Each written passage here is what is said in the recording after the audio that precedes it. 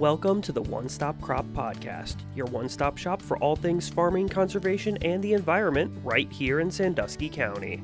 In today's episode, titled Sowing the Seeds, Zach and Megan will introduce our new podcast by discussing hopes and dreams for it, as well as sharing a little bit about themselves as hosts. Hello and welcome to the One Stop Crop Podcast. This is our first episode of the podcast. This is our introductory episode. I am one of your hosts, Zach Randolph, and I'm here with my co-host, Meagan Grammer, and we're going to introduce the podcast concept, the episode, and how everything will kind of work with episodes going forward. We're going to answer some questions about that, and then some questions about getting to know us a little bit more. I first wanted to start off with kind of an explanation of what a Soil and Water Conservation District is, Megan. Hey guys, it's Megan here. I am an employee with the Soil and Water Office, but one of the main things that happens here at the Soil and Water Office, we are a local agency governed by a board of 5 supervisors, which are elected annually through a supervisor election. And our mission is to conserve soil, water, and natural resources, and we do a lot of best management practices here in the county to help with water quality and get conservation out there on the land. We also are doing a cost share program called H2 Ohio. That's a main part of our programming here, and that is cost share to farmers for doing conservation practices on their land, whether it be through cover crops, placing fertilizer below the surface, or not placing anything at all. And we also write and administer CNMPs for local farmers as well. So what our podcast will be about, it'll be primarily farming, conservation, and environmentally focused. It'll be bringing in a variety of special guests who are professionals in their specific fields, mostly from in the county, but also some out-of-county people as well. And we're also wanting to share the many different resources that listeners have in Sandusky County.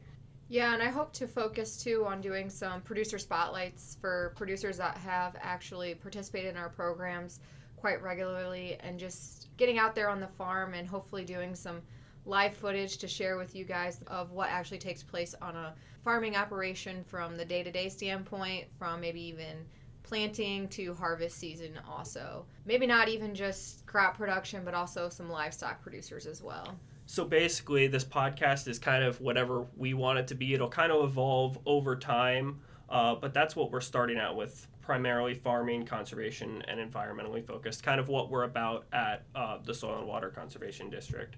So at my previous job at Soil and Water, which was Summit Soil and Water, we had done a podcast, and that was one of the things when I came into work here that we thought would be really cool to start in our district as well. So that's kind of why I chose to do a podcast in a way. Why did you want to do a podcast, Megan? So the main reason that I think a podcast would be great for this office would be exposure for us to get out there and have other industries or other producers or customers out in the county actually listen to us and get a feel for what our office has to offer.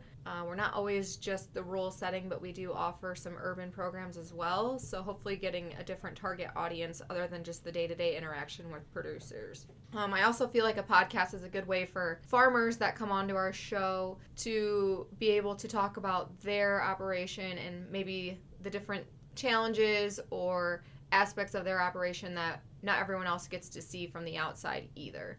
I know agriculture is big in this county, but it's not very big in other counties. So if we can maybe spread the word and show the world what agriculture is all about, we can maybe get more of our products out there. Yeah, so it kind of makes it more personal in a way. The people get to know us better through listening to the podcast, but they also might get to know other producers better and make connections. And then those producers that have been on like the podcast, they get to hear more, the people listening get to hear more about what they have to say, and maybe it'll even get some other random kid that's listening started with farming that wouldn't have otherwise. So what value do we want listeners to gain from each episode? I guess I just want them to gain an overall knowledge and understanding of what we do in this office and what we have to offer. Also, along with that, farmers are out there, specifically in the Western Lake Erie Basin, trying to do the right thing and following the rules and regulations, and also still getting a profitable crop, making sure you follow those best management practices. Yeah, because I know farmers kind of get a bad rap for the harmful algal blooms that are in the Western Lake Erie Basin. But from what I've seen, the farmers here in this county are doing, honestly, a great job with conservation practices and reducing those phosphorus levels in the lake. Piggybacking off of what Zach had to say, we currently have over 230 contracts enrolled for this next sign up for H2 Ohio, and that's well over 130,000 acres enrolled in just this county alone. To put into perspective, that's more than half of the county's tillable acres that are enrolled in conservation practices, whether it be through nutrient management, cover crops, placement of phosphorus below the surface, those type of things. And we also have other practices that we do through that we partner with NRCS with, like manure storage buildings. So that's for livestock producers that produce manure, and we offer 6 months worth of storage through the winter, so no one is out there hauling on frozen snow covered ground. So we are doing a lot here in this office to make the lake better for everyone, and not just the lake, just water quality in general. Yeah, and stuff that we do in this office, a lot of the offices in the Western Lake Erie Basin do a lot of this stuff as well. They might have different offerings, so if you are listening from out of county, check your local soil and water and see what they do. Did you know Sandusky County lies within the Western Lake Erie Basin, also known as the WLEB? Part of being in the WLEB means following additional restrictions on manure applications. The manure application restrictions in the WLEB include on snow-covered or frozen soil, when the top 2 inches of the soil are saturated from precipitation, or when the local weather forecast for the application area contains greater than a 50% chance of precipitation exceeding 1/2 inch in a 24-hour period. Restrictions do not apply if the manure is injected into the ground. Manure is incorporated within 24 hours of surface application using a tillage tool operated at a minimum of 3 to 4 inches deep. If the manure is applied onto a growing crop, or if the chief of the Division of Soil and Water Conservation has provided written consent for an emergency application. Note that if you are in H2 Ohio, you are unable to apply manure on your cover crops until March 15th, or you will forfeit your payment. Let's do our part during the winter to reduce phosphorus runoff and keep our great lake great. All right, so I just thought for the second part of our podcast, I'd ask a couple questions to both of us to get to know us better as hosts. So why did you choose this career path, and or what first sparked your interest in it, or just, I guess, agriculture or farming, or I know you're a dairy farmer, so that in general? Yeah, so growing up, I always knew that I wanted a career in agriculture. Even before college, I was very active in 4-H and FFA, and was very active in the Ohio Jersey Breeders Association here in Ohio. So it only seemed fitting to pursue a degree within the industry from The Ohio State University. And I feel like when you're in college, you're still trying to figure out exactly where you want this degree to take you, or if it even will take you anywhere after you spend all this money. But after graduation, I was working in Western Ohio and pretty much all of Indiana, working for a company called CMEX USA. And that is a company that's within the dairy industry. So I was traveling daily from one dairy farm operation to the next doing AI sales. I saw this job pop up here at the Soil and Water office, and I applied. When I originally first applied, it was for the multi-county grant position, so that was between Ottawa, Sandusky, and Wood counties.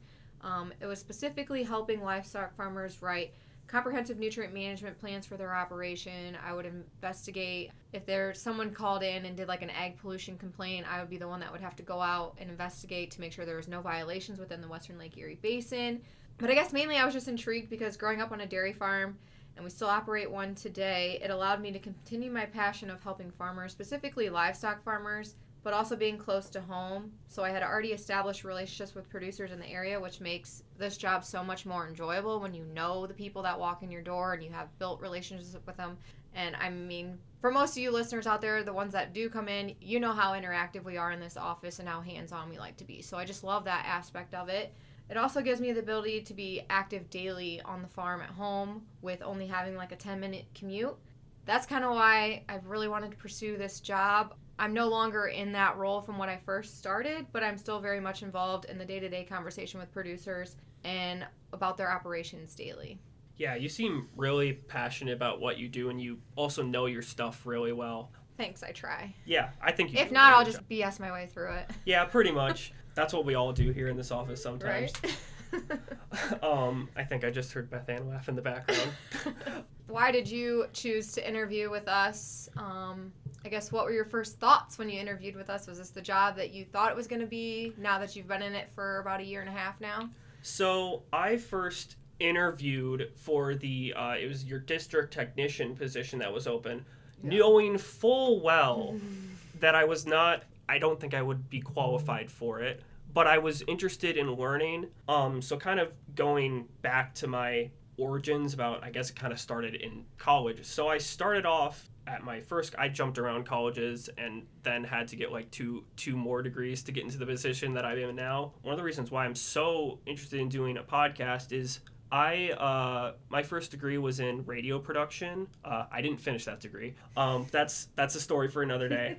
However, I was the production director there, so I would do radio, I would do commercials for our radio, and then I transferred out of that college, and that was kind of around when COVID was happening, and then I wanted to do public history, so I wanted to do like curatorial stuff. And I still actually wasn't in a conservation-focused mindset until I'd say, I think it was 2022. Yeah, 2022. My girlfriend, who is now my wife, she was working in Mansfield and having, honestly, a really rough time with teaching and everything. And she's like, I need a career change. And we both realized with kind of how our relationship worked, we were out doing hikes in the environment and like outside in nature a lot, and we learned and realized that we had such a love for nature and the environment that I'm like, what if we do an environmental science degree together to kind of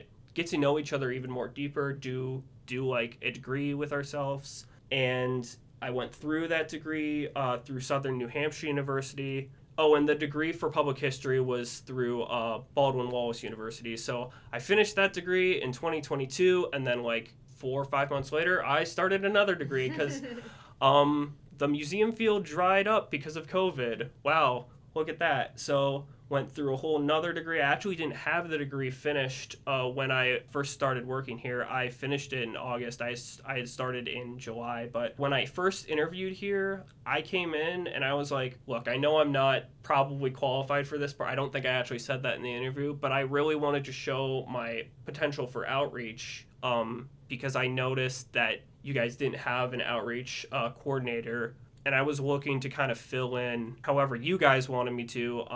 I was willing to do like district technician stuff, like those cover crop field checks. I'm kind of also the administrative assistant. I don't really have that I don't put that on my title, but I'm also that. So I'm kind of just helping around the office, but I really loved the feel of the area. I really like you guys as well. Like, I feel like we work really well together. And long story short, I guess what first sparked my interest is just being out in nature on hikes, and that kind of really didn't start until like 5 years ago. So it's kind of more of a recent thing for me. I didn't know what the heck I wanted to do for years, clearly. I went through 3 colleges and had a really weird place to get here, but I'd say it was all worth it in the end because I'm really happy. Yeah. Like Zach said, we didn't have an outreach coordinator at that time, so it just seemed fitting with his background to give him the chance to evolve the position to what me and my board of supervisors envisioned for that position, and I feel it's really taken off in the last 1.5 years.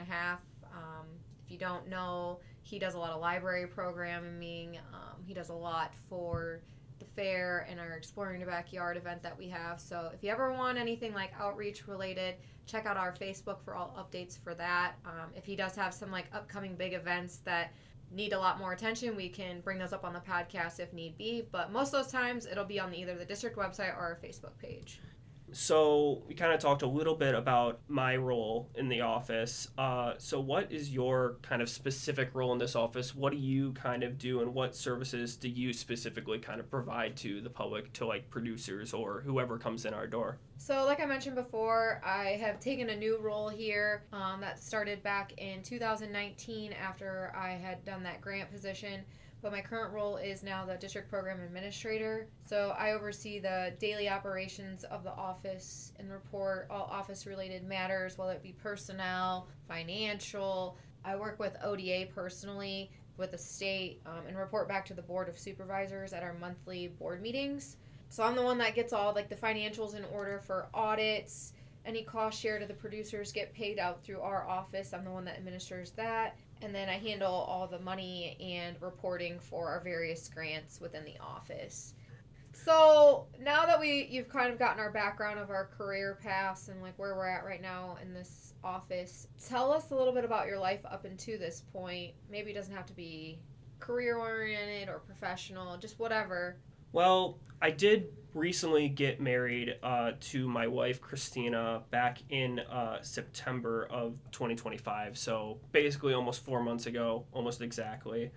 I had lived in Middleburg up until I moved for this job to then live in Huron because my wife, she works as the one of the naturalists at the Lorain County Metro Parks at Carlisle Reservation, and then I'm here in Fremont. So we had to pick a place right in between, and we got really lucky with the apartment that we have right now, and we're really happy living in Huron. I don't really ever want to leave. There you go, buy a house. Yeah, I'm hoping at some point. So what about you? Tell us a little bit about your life and up to this I kind of point. already touched about myself on a professional career from high school till now, but more on a personal level. I'm married to my husband Billy for almost 10 years now, and he currently works for UPS as a package car driver. So for anyone that ordered Christmas presents this year online, you're welcome. He never got home till around 11 or 12 o'clock at night, so I don't want to hear it if you didn't get your package. Together, we welcomed our daughter Nora in July of 2024. And when we aren't working at our day jobs, you can most likely, actually I know for a fact, that you'll find us at the farm. We own and operate Grammer Jersey Farms, and we milk around 45 head of registered Jersey cattle here in the county. Along with our cattle, we like to show at a state and national level. And we recently were awarded the National Young Jersey Breeders on a national level. We awarded that in the summer, and that was held in Louisville, Kentucky. So we were excited for that accomplishment. Kind of like a personal goal that we've always reached for, and it was nice to finally get to achieve that goal together as a team. So that's kind of where I'm at with life. Life's good. Having Nora in our life has definitely been a change of pace from what we've been used to, but it's been a good change of pace. So It's really cool that you were able to get that award. Was it last year or was it the year before? In I can't remember exactly. June of 2025. So last summer we got to go down there and get away from the farm for a day, and probably almost just for one night actually, but it was nice to finally get away as a family, because that doesn't happen often when you have to milk cows twice a day. So it was a good experience, and like I said, it's something that we had always been striving for as breeders here in Sandusky County, and just for ourselves personally. We put a lot of time and effort and money into our cattle, and you just gotta love what you do in order to be a dairy farmer. That's all I can say, especially this time of the year. What about through this job, or just in general? What are you hoping to achieve here? Moving forward in the next few years of working here professionally, I just hope to continue to be able to serve the landowners and producers in this county, continue to educate farmers on the best management practices for their operations, for ways to allow them to be successful, help minimize costs, because I know farming is so expensive right now, especially with the price of fertilizer. So if we can get the knowledge out there to farmers that, hey, your soil tests are good, you don't need to apply any more fertilizer. Let's see if we can save you a few bucks. Here's some cost share to help offset maybe planting some cover crops, or even upgrading equipment, or those type of things. So that's just like one of the big things that I want to continue to achieve. Personally, I feel like we've done a great job of doing that in this office already, but continue to educate, get new landowners to come into this office that maybe don't want the government helping them, or because, we might know what they're doing. But at the end of the day, we don't care what you're doing. We're just trying to help you be better for the land and water quality issues in this county. So I guess that's what I want to continue to achieve. Like I said, I feel like we've done a good job in this office to help get the word out there. So that's what I hope to do in the future. What about you, Zach? Personally, I mentioned that I really like Huron, so hopefully getting like a house of some kind in the future. And honestly, I love this job, so I'm hoping to stay here for quite a while if you guys will have me. If I don't, if I don't royally mess up and then get fired for it. AKA this podcast isn't a flop. Yeah, if the podcast is a flop, well, you might not be hearing from be hearing from me anymore. He'll be pretty mute. Yeah, you'll be like, oh, where'd that one host go? I guess it's just Meagan now.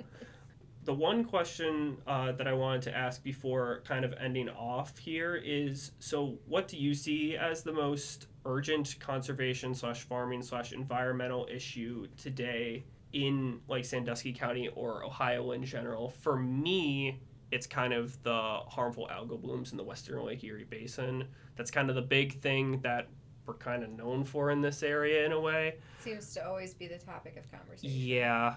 I did back when I was doing my environmental science degree at Southern New Hampshire University, I think I wrote like 5 or 6 papers on this specific topic.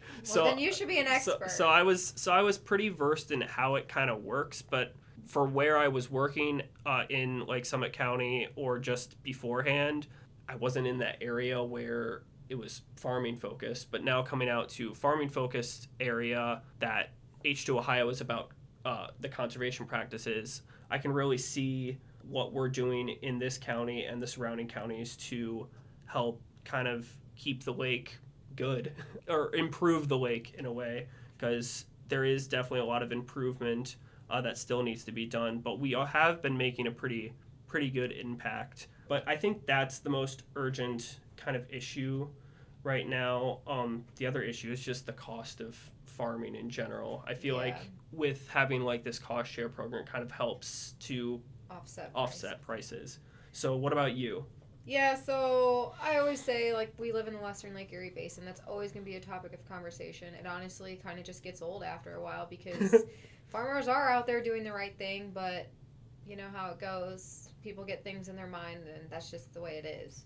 But regardless of that, I always feel like the price of grain has always seemed to be a topic on everyone's mind here recently that's walked through the door. I don't know exactly how our office could fix that issue, but I do know there are plenty of opportunities within our office to help cost share, to help offset some of those expenses on your operation. I just feel like farming's hard right now, but we've all been there. We always get through it. So just keep going. Don't give up. Hopefully prices come down and we'll go from there. Here's a look into Sandusky County Soil and Water's upcoming events as well as deadlines to look out for. We'll be having our 3rd annual Free Producer Appreciation Breakfast at Victor's Event Center on February 6th from 8 to 10 a.m. Be sure to RSVP by January 30th to ensure your plate. We are also currently having our Forb plug sale from now until February 27th. Forbs are $30 a flat plus tax. So if you're in need of plugs for CRP mid-contract management or otherwise, stop on in and we'll get your order set up.